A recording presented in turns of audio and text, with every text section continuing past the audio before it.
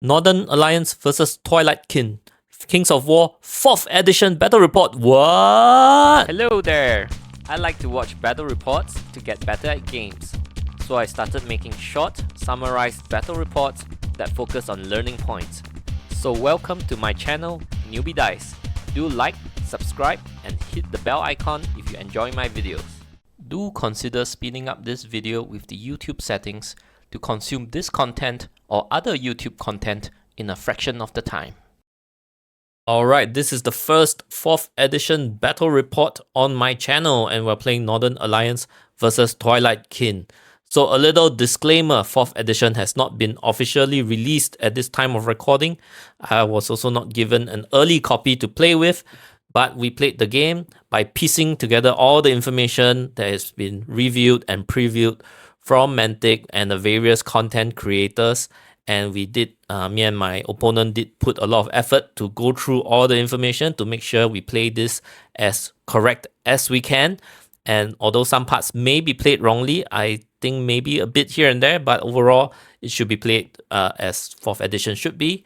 But some parts may be played a little incorrectly or with incomplete information. Now let's get into the lists. So I'm not sure if I got the points fully correct. I'm pretty sure it's 90% there, so I didn't put in all the points, but as much as I can. I've collected the information from various podcasts and content creators, and I've put together the list. So first up, their order, triggering on a 5+, on a heavy infantry or infantry only, they get vicious in combat.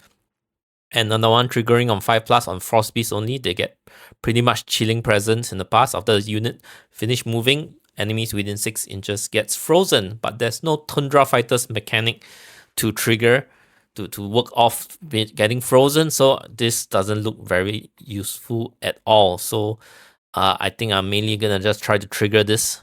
So in my core, a horde of human tribesmen, they're now 230 points, and staying stone, making them 25 nerf, and they can get rallying either from the Tane that rallies barbarians only, or from Clarion that has rallying, and rallying now is capped at just a +1, so I can get a total of 26 if everything lines up. Naiad, Ice Naiad hordes, they no longer have phalanx, and 38 attacks option. They also don't have the life leech 2 on frozen enemies.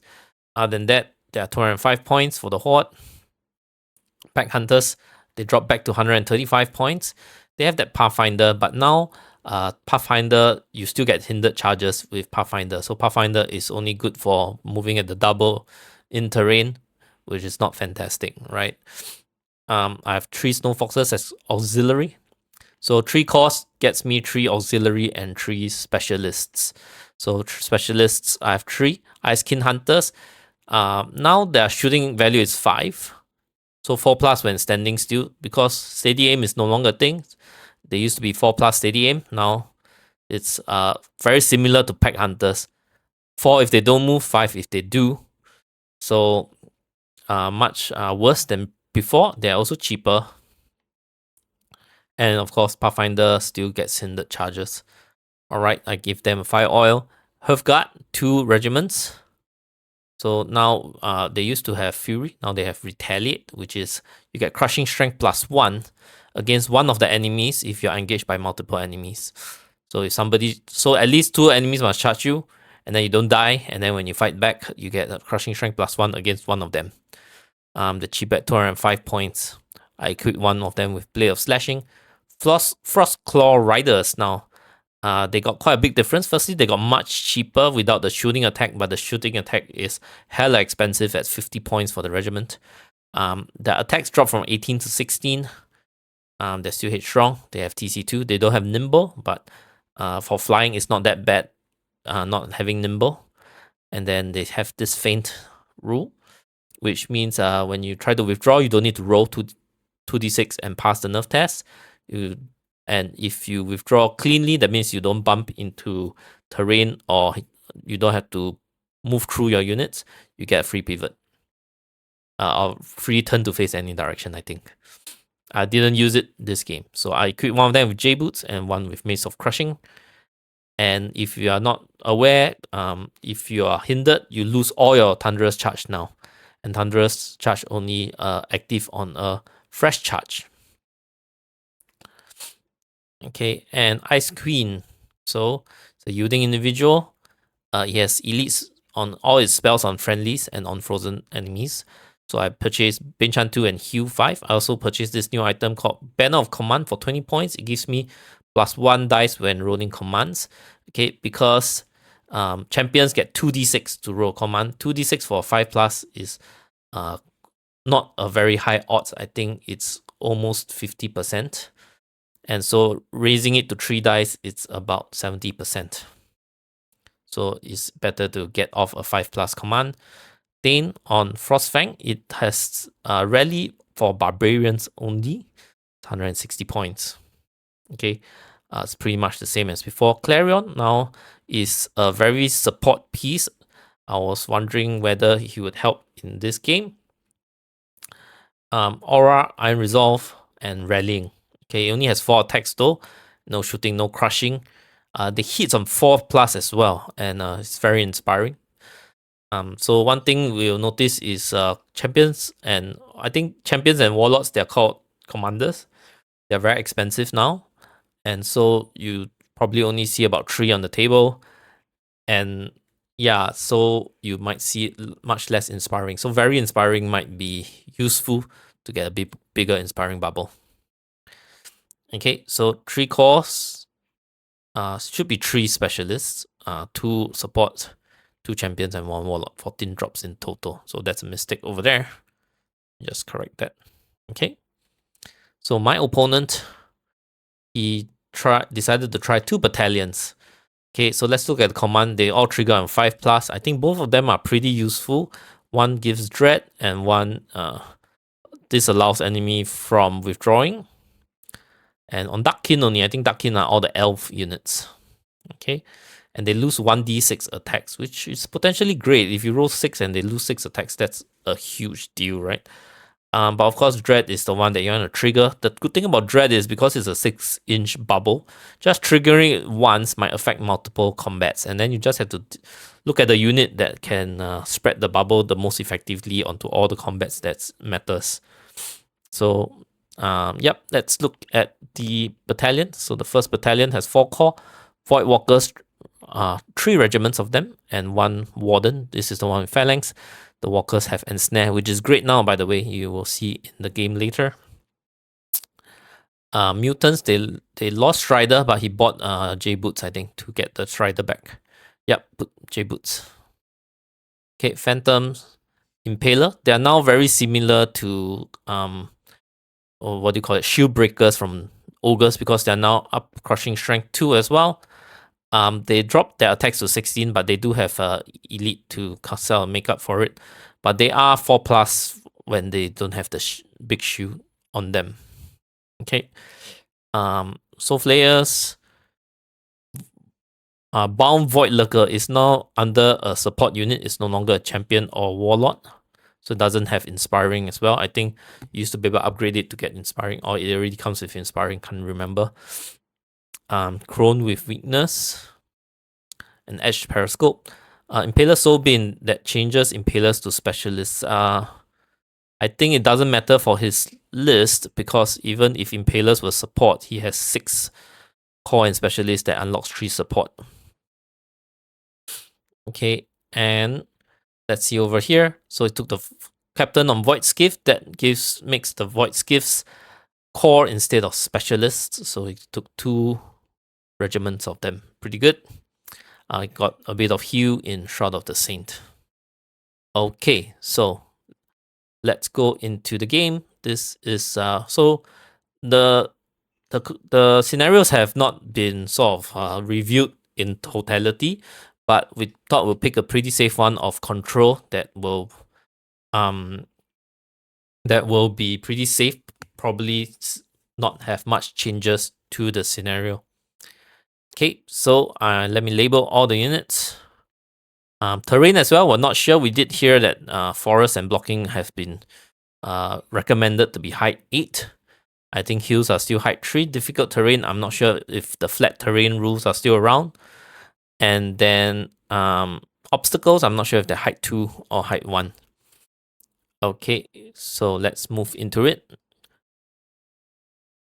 So I lost sides and I lost initiative. My opponent decided to move first. So shuffling up, a bit of shooting onto my I think it's weakness casted from here onto my Ice Kin Hunters. Okay, so I shuffled up and I healed off the wounds for sure with my Ice Queen. So let's rewind over here. So the reason why I brought 2 Frost Claw Riders was because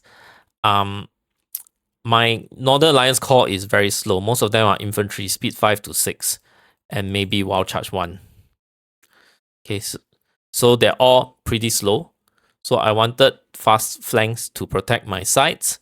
I thought of them more as protection than offense. And because now that most units pretty much got pseudo nimble, that means if you move your normal speed, you get 2 pivots. And if you move at the double, you get 1 pivot. So that's like nimble. So except for charging, you still only get that 1 pivot unless you're nimble. So nimble only affects charging now. You get 2 pivots. So I was really afraid of things that can come around my flanks easily. So the idea of the 2 Frost Claw Riders was to protect my flanks. However, they are just 1 horde on each side with not much else supporting them. Here I have a little bit of support from on the Tane on Frostfang being speed 7 while charge 1. At least he charges 15, right? But I've deployed it here because he has more heavily deployed here, especially with the Void Lurker, the Skiff Captain, right? So I deployed the Tane here, and I put. I've always planned that the Foxes will be supporting each horde. So the third Foxes is this proxy base over here. It will be supporting this side.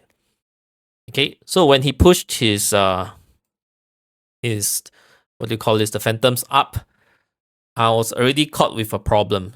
So if I could charge this, I'll probably take it out, and then I'll just be counter charged by these 2 in return, and I'll die. So it's like trading 200 points for 100 points.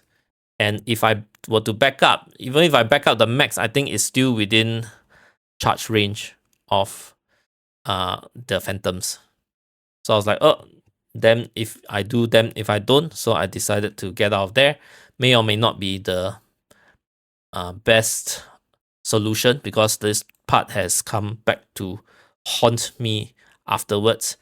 And what I should have done with my Pack Hunters was to angle it this way. You know, because they don't have steady aim, right? Pack Hunters already don't have steady aim. So my first turn when I moved up, I should have angled in a way that the front arc covers to the edge of this building. I did not, so it's like this.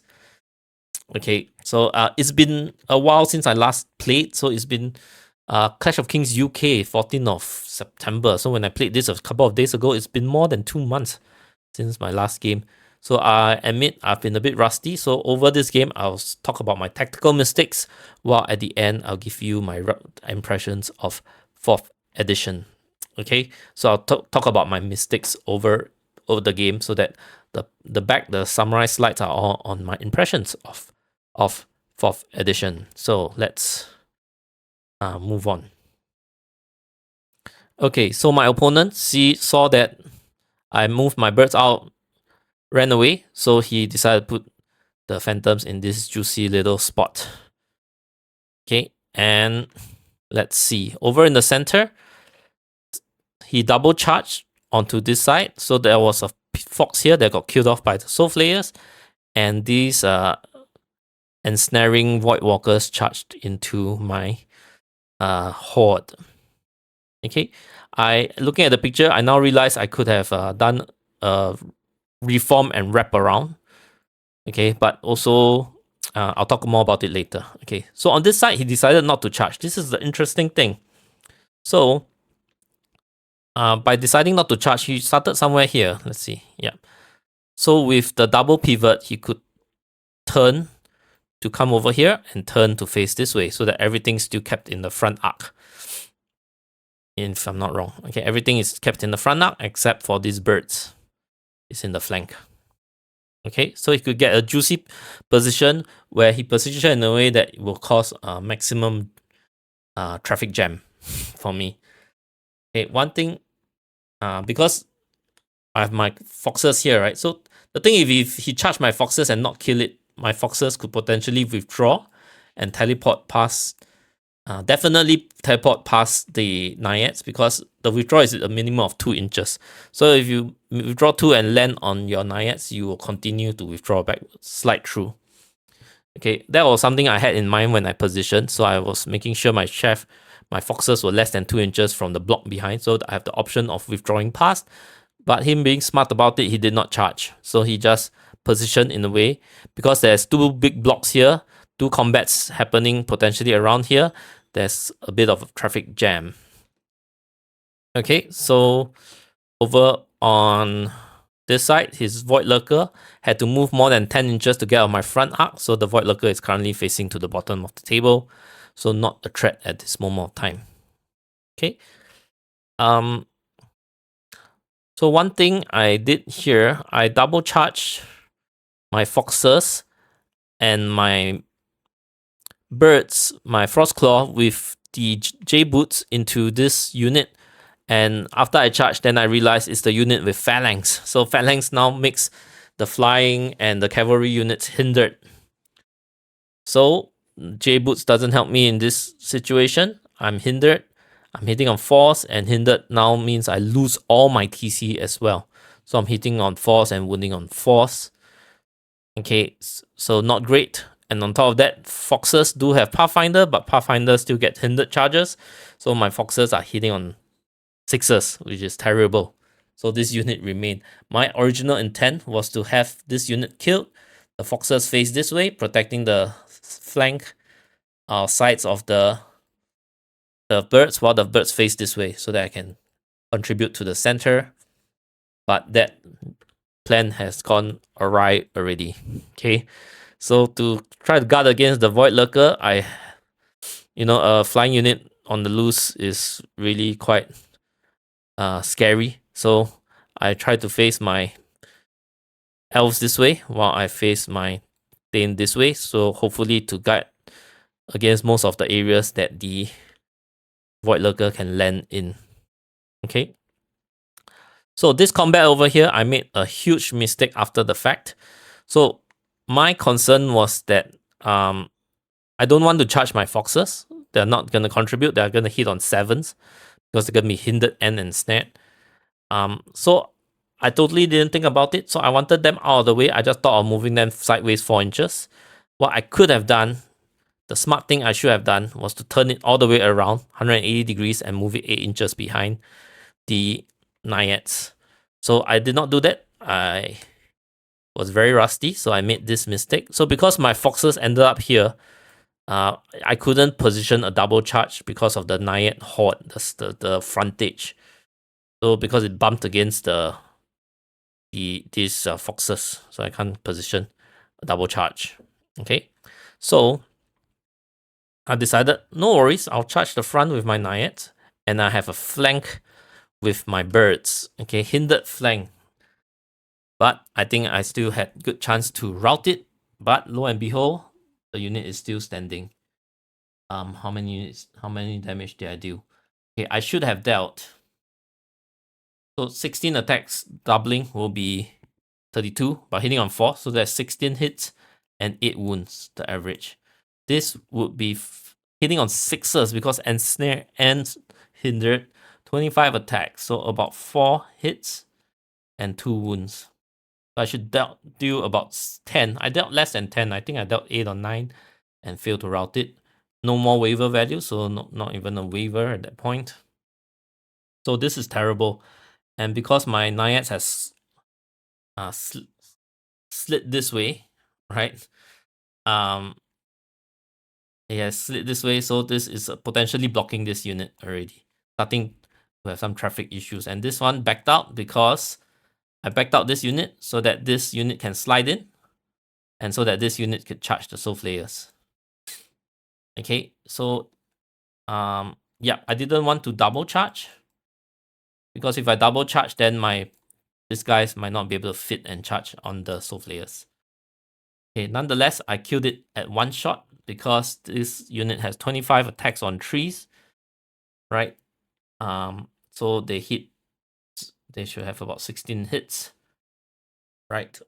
Is it 16 hits? But it's ensnare, so about 12 hits, 12.5. And I Bane Chanted it, and I triggered off the vicious effect. So it should deal about 12 wounds and kill it. So this unit is a beast. Pathfinders, what do you call this?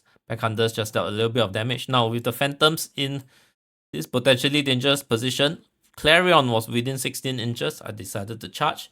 So my Aura Giver ended up charging out, and he only has a measly 4 attacks, and even grinding against the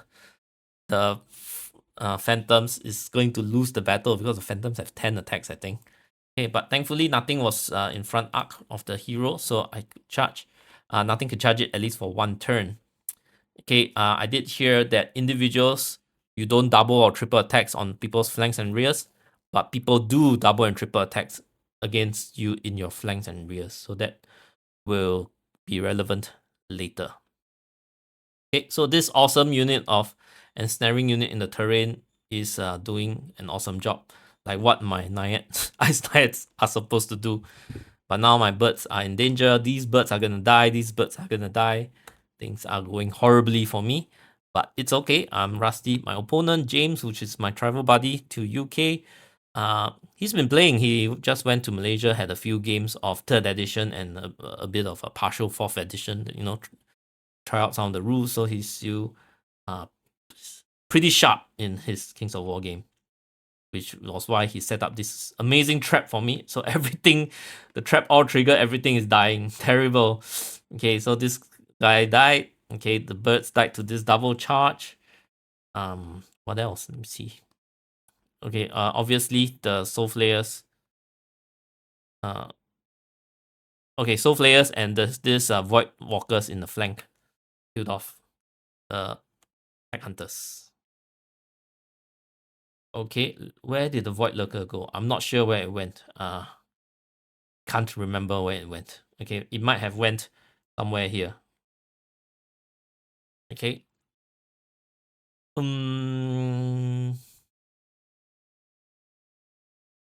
Yeah, so let's see. This unit just punched back at me, dealt a few wounds. Okay, so my turn. Obviously, I take out the already wounded, what do you call that? The already wounded ensnaring void walkers. Now this time with a double charge, so hindered and ensnared. What do you call this? This Hearthguard, but still they're already wounded. Hearthguard still hits on 5 with CS2.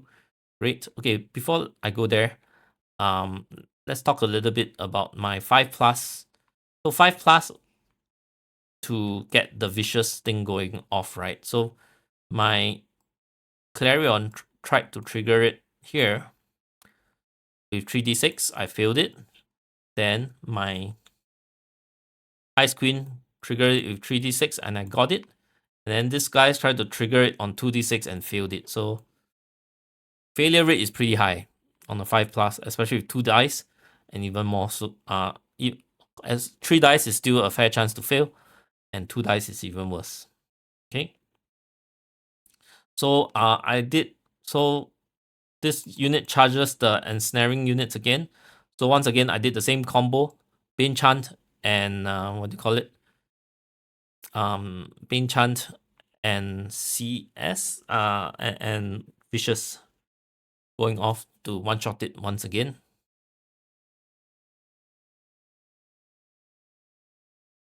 Let's see what else. So the Void Locker was hiding out here.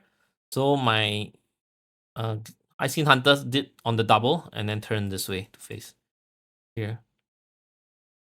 Face off against the Void Lurker. Okay, the Foxes just charged the Skiff so that it cannot touch my Hearthguard in the rear. And because I double charge, I had to, because the Hearthguard is wider than it is deep, so I pivot, I regroup this way so that it gives a bit of wiggle room for my Naiads to turn and face this way. But this creates another sort of a traffic jam situation once again.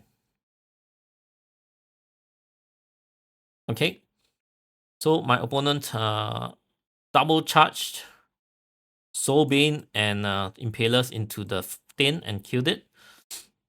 Okay, skips into the Naiads and what do you call this?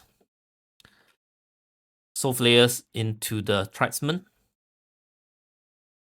And once again, I'm a little bit jammed up. This Hearthguard can't get into combat because if this Naiad tries to slide, it will bump into this Horde. Right, so this Hearthguard can't get into combat. It can't pivot to charge the Soulbane. It's kind of stuck, which is a terrible place to be in. Right.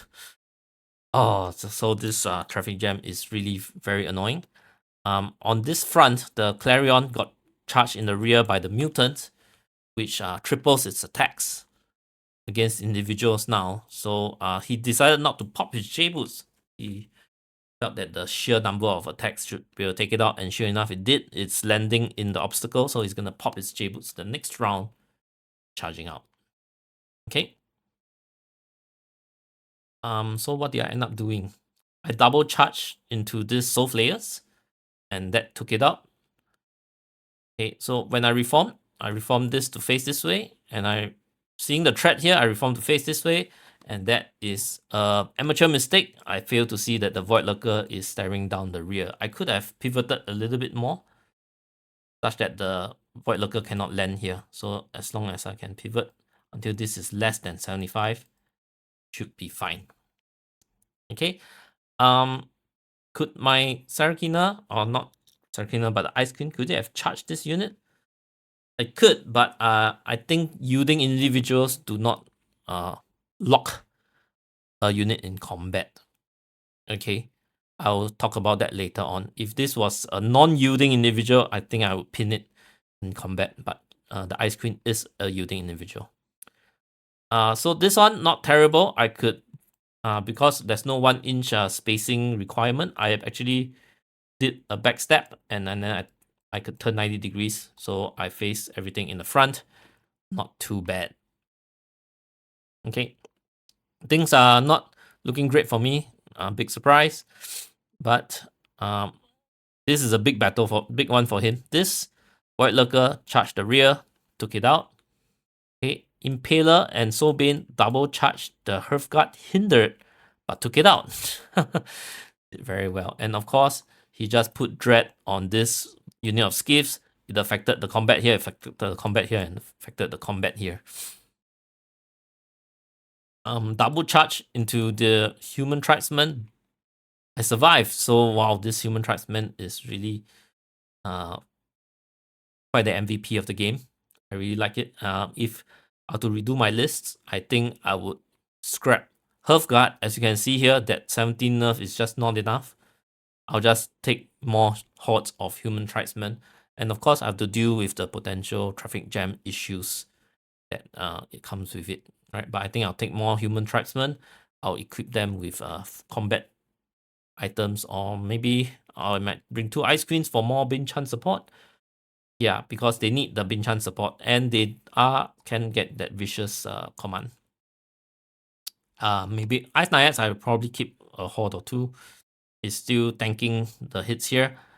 Skiff charge me, I charge back. I don't do much because they are only 4+ and 4+, right? So yeah, I'm not sure if I Binchanted them this time around, but even 4+ and 3+ is not fantastic now. There's no waiver value. Everything needs 2 more to make a difference, right? Because last time you say, oh, I don't kill it, but at least I waiver it. Now there's no such thing. You just have to take it out outright. Okay. So the skiff charged me again, and now with a skiff captain in the flank, I still survived. Okay, so this is the problem though. When I get double charged, sure, I can split my attacks, but the nerf is very high. So I think the captain is a 16 or 17. Okay, and this is I think a 16. And how much damage has it taken? Only 6. So I need to deal about 4 to 5 damage to to 6 twice is just 50%. So I would at least need to bring it to a 5 twice. So to do 5 damage, I need how many attacks on a 4+? It's a lot, right? I need 10 hits, which means I need 20 attacks to deal 5 wounds here. And 5 attacks here is not gonna kill this for sure. And this is the deadly thing. If I'm engaged with 2 and I kill only 1, I'm still technically engaged with the other, and I don't get the regroup that you used to get in the past. So that's exactly what happened. I killed this unit, but because the skiff captain is in the flank, I don't move. So I'm still stuck here. It's a terrible position to be in. And same for this unit. So I split my attacks between the mutants and the phantoms, which is still not easy. So mutants are at 17. Phantoms are at nerf 11 or 12, I think. Okay, and it only took 3 wounds. So even to bring this to a good chance to kill, let's assume it's 12. So I want to bring it to a 5, or at least a 6, right? If I want. So that's still 3 wounds. Which requires about 5 hits. And 2/3. So I still at least need to dedicate 8 attacks into this. So which leaves maybe 16 attacks here. I'll get 10 hits and about 9 wounds. So not fantastic odds to. So it's not fantastic odds to kill 2 units, especially if one is fresh and one is slightly wounded only. So we called the game here because this is a rear here. This is a flank from the Impalers, and both units are pretty heavily wounded already. This is on 9, this is on 12 wounds, right? So my opponent played a great game. I didn't play a very good game, but we still learned a lot from it. So let's talk about some first impressions of 4th edition. So with Pathfinder still getting a hindered charge, a lot of things are going to get hindered now. Okay, the part about choosing your charge path isn't great, especially if you don't have nimble. If the general path towards the target is still gonna cross through terrain, or the enemy itself is in terrain, like this center piece of terrain here, everything's gonna get hindered, right? Yeah, you're still hindered. And now all TC is gone. So my birds, my goodness, that TC2 just gone is terrible. So I think it's good to have Strider units. So I think in Northern Alliance, maybe the Frostfang cavalry units will be more in vogue now. The Lord on Frostfang is pretty interesting as well, because it seemed to have not caught the price increase with all the command text in it. Clarion, technically, I think it can still work. I shouldn't have just charged it off willy-nilly and then was not able to support my units. So that's terrible. Yeah, but I think every army J-Boots is mandatory. Okay, or things that still hit well despite being hindered. So I'll be looking at things with 3+ melee or crushing strength over thunderous charge, because my ensnarers, my goodness, my Naiads, ice Naiads, 4+ becoming 6+ against a hindered and ensnared ring target. So 6+ is terrible, because if you know the math, the drop off from 5+ to 6+ is 50%.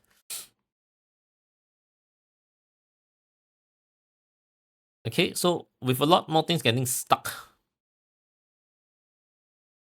I would expect more things getting stuck in combat now because of the Pathfinder hindering and Thunderous Charge getting weaker.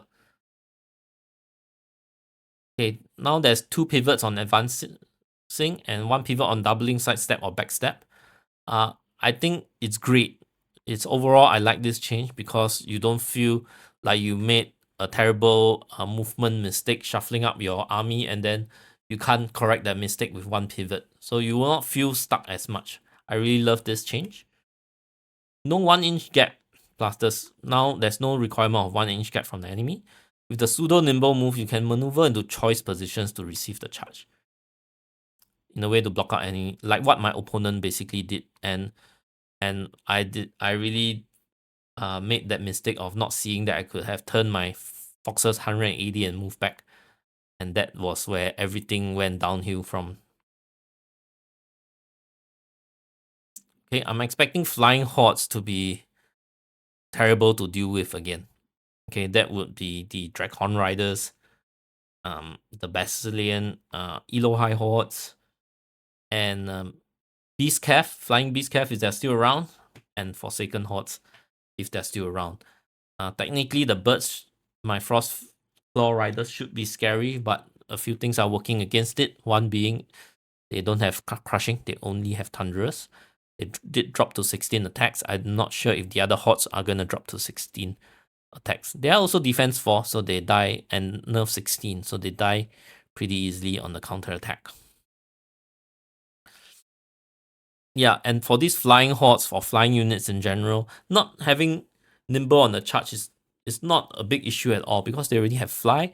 If they're tall, they see through everything. They just have to contact you in the mid-air, they slide into the final position and land there. And usually you don't need nimble to get that charge. Okay, so 2-layered threats will be protection with a 2-layer threat will be quite critical, like how my opponent did against my Frost Claw Riders by having the Phantoms followed up by Skiff and Soulbane. So I was stuck in that trade of if I kill the Phantoms, I get killed in return. So I'm trading 200 points for 100 points. Not a great trade. But hey, I charged the Void Walkers in the flank and didn't kill it, so it died for nothing even. Okay, I don't think an yielding individual can pin a flying unit. Because this was said on by Cowpea on the Countercharge Live, where he's answering 4th edition question. He was reading out the yielding rules. So both friendly and enemy units can choose to ignore this unit as if it wasn't there when moving and shooting, even if engaged with it. So I think you could just declare a charge. You don't have to withdraw. I think this is how I interpret it. That's why I put it in red. I'm not sure. Now, interweaving of units when charging the same target is great. So let me explain this part. Used to be, there's this problem that always exists. The opponent charge your unit. Let's say it's a horde of rebel or a horde of Redkin spears or warriors. And then you have a big hammer sitting behind. Okay, let's say this would be tunnel runners or mincer mob. So the problem would be, in the past, in order to double charge, you have to slide this horde to the side, right? And then sometimes, if you position the mob or the hammer too close to the horde, it says, hey, you can't pivot past.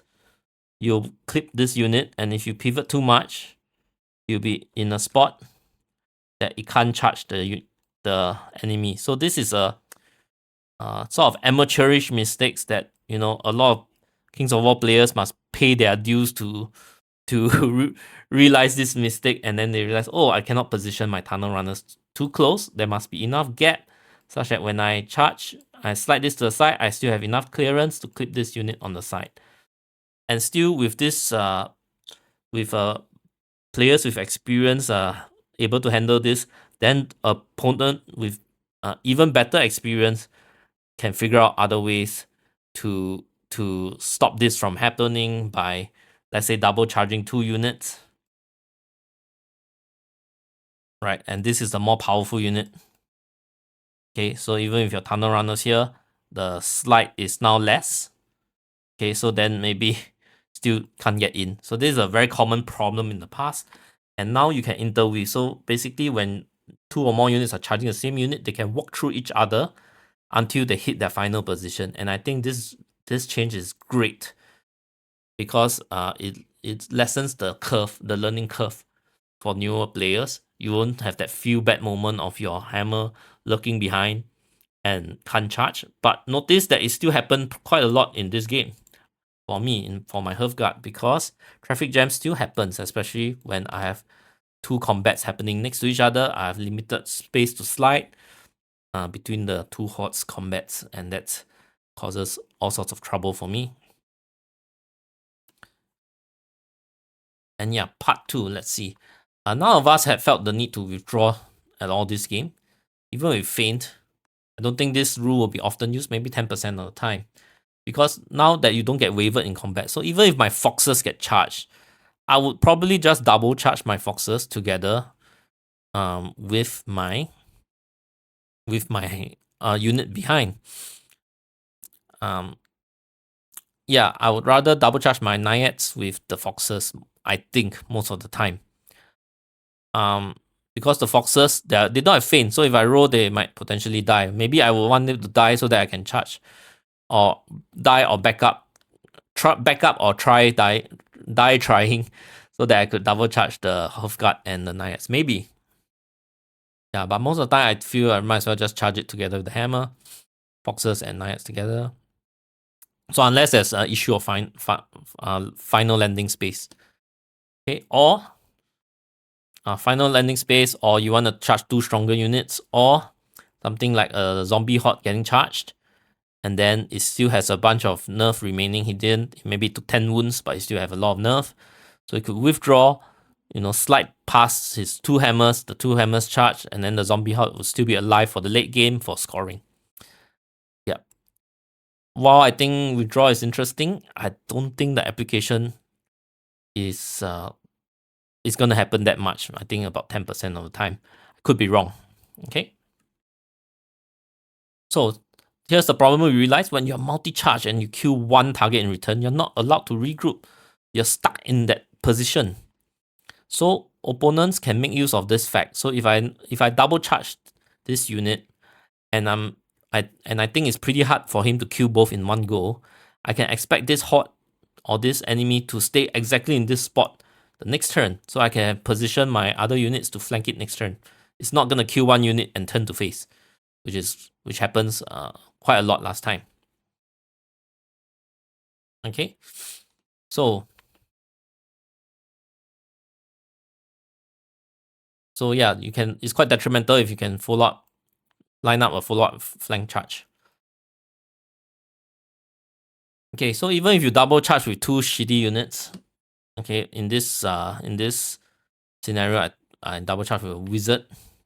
Okay, so I have this very simple scenario. A wizard is probably defense 4, 11 to 12 nerf. Okay, and I charge it with a very basic regiment, which has about defense 4, 16 nerf.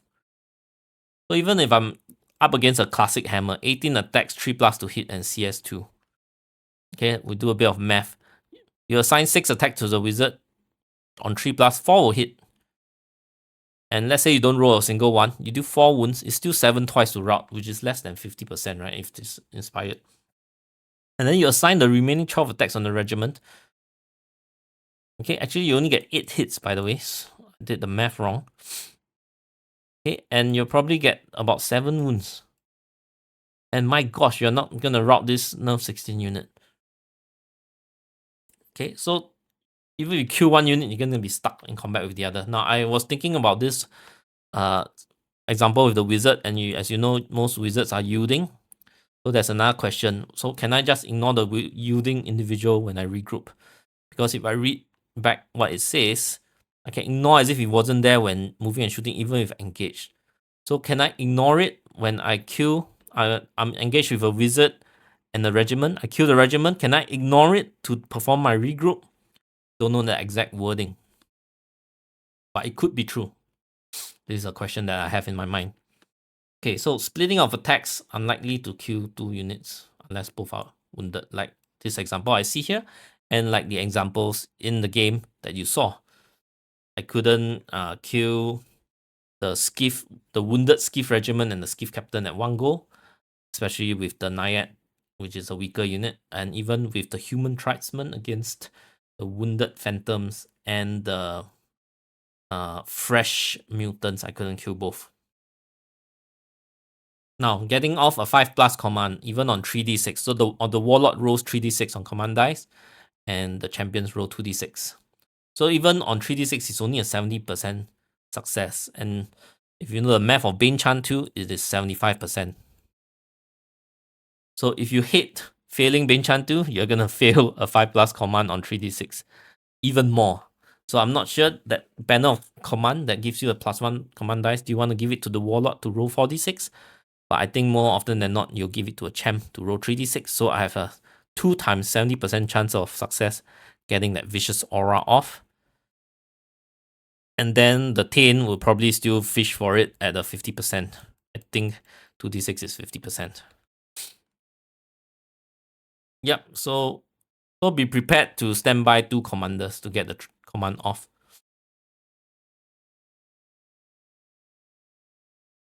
Okay. So for non-expansion factions with only 2 commands, and for my Northern Alliance especially, one is very useful, the other one is very situational. I'm prepared to just keep triggering the vicious command. And there might be some times that, I already triggered it on my first try. The second commander has nothing to grant vicious to because there's not, either it's out of range of the combat or there's no other combats. Then there might be turns where I have nothing to do the vicious command on. And with this, I suspect that the expansion factions will feel much stronger than the non-expansion factions because each hero, or I think they're called commanders now, they receive a point tax of about 30 or more points. Okay, but 16 of the factions only get 2 commands, while 4 of the factions in the first invasion book gets 4 or more commands.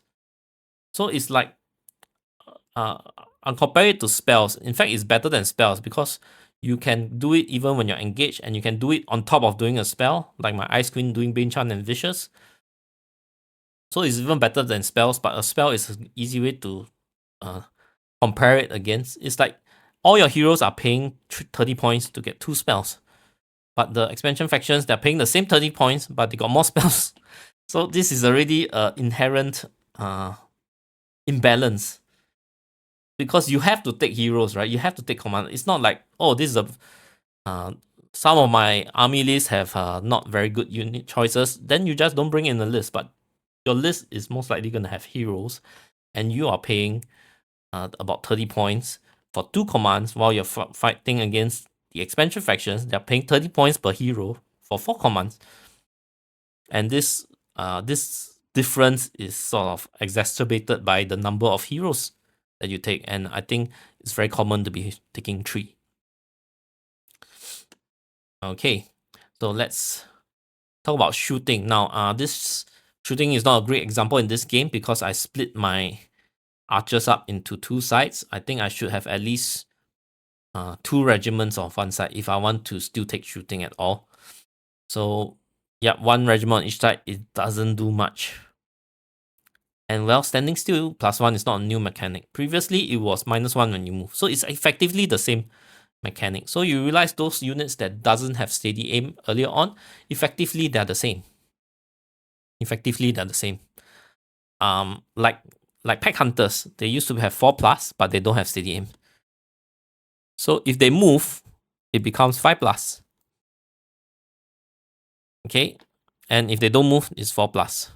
So now they are 5+, and then if they stand still, it's 4+.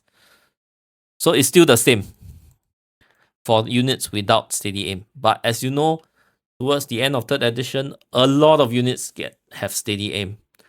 And a lot of units that don't have steady aim are not worth taking. There are exceptions, of course. But overall, steady aim is very important for a shooting unit to be considered worthwhile to take. So now steady aim is gone. Okay, so yeah, and your units will most likely have to stand still to have the accuracy of the past, where if they were steady aim units. So not getting to move in the movement give based game, I think is a very big disadvantage. Now, I think overall, from what I've seen, shooting units that has only 12-inch shooting, they don't get the nerf. They still retain their 4+ shooting, which means when they stand still, it's 3+. So I think these 12-inch shooters are really great when they have 4+ shooting. In fact, the pack hunters too, if they take the javelins instead, it's a 4+ because it's 12-inch. So that means if it doesn't move, it's 3+. Okay, and not just this change, but basically because there's no more waiver value. So you basically have to hit the route value to waver them now, correct? What used to be a 9-11 chaff no longer has that 9 there, so you have to hit the 11 to waver it. Okay, and something that used to be 4+ to route. Okay, let's say 11 nerf chaff, right? Let's say you dealt it 7 wounds. That is probably enough to route it already. It's gonna die on 4+.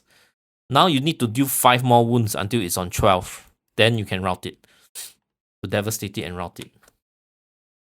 So unless you have a lot of shots, you're probably gonna just shoot to waver. Because to deal that 5 extra wounds to route a unit that previously is 4+ to route, and now you have to do 5 more wounds just to route it, I think the math is just not in your favor. So unless you have a scary amount of shots, probably if you bring some shooting, you're only trying to either pling some damage on or just shoot to waver. And then fearless will be a problem if your strategy is to shoot to waver. Right? I put this slide because in case I thought of anything else to talk about, I can talk about it here. I think I've covered most of my first impressions of 4th edition. So once again, disclaimer, I think we got most of the things right. The things that I'm not very sure I highlighted in red just now, but I think those things did not happen in the game anyway. Yeah, so let's shout out to my patrons, One Peep Anonymous. So if you enjoyed my videos, do watch more videos. Interact with the algorithm, and I do have a podcast. Nothing out now. I'm planning for a 4th edition review once I get my hands on it, and we have a handful of games under my belt. I want to have a what do you call it? Informed review, not just a quick reaction review. So watch out for that coming soon. And this has been my first 4th edition battle report. I will see you in the next one.